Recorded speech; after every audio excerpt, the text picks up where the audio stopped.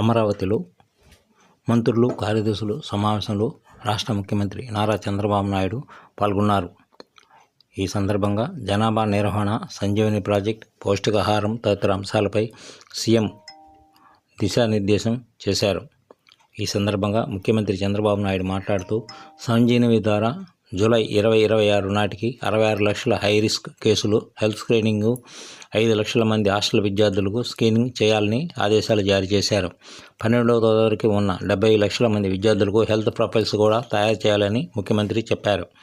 Care and grow ద్వారా మాతా శిశు ఆరోగ్యము, పెరుగుదలను నమోదు చేయాలని చెప్పారు. పౌష్టికాహారం అందించడంతో పాటు అవసరమైన సప్లిమెంట్లు కూడా అందించే విధంగా చర్యలు తీసుకోవాలన్నారు.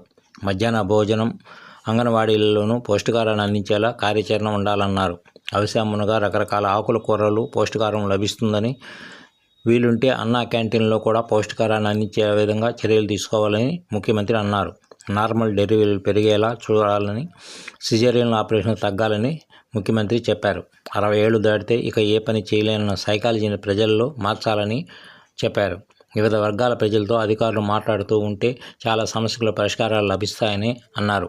వచ్చే ఏడాదికి ఎయిడ్స్ ఫ్రీగా ఆంధ్రప్రదేశ్ను డిక్లేర్ చేస్తామన్నారు. జనాభా విషయంలో దేశాల్లో వృద్ధుల సంఖ్య బాగా పెరిగిపోయిందని ఈ సందర్భంగా చెప్పారు. యూరోప్లోని దాదాపు 20 దేశాల్లో ఏజింగ్ సమస్య ఉందని, ఓన్లీగా తయారైందని, సామాజిక వేడుకలు కూడా తగ్గాయని అన్నారు.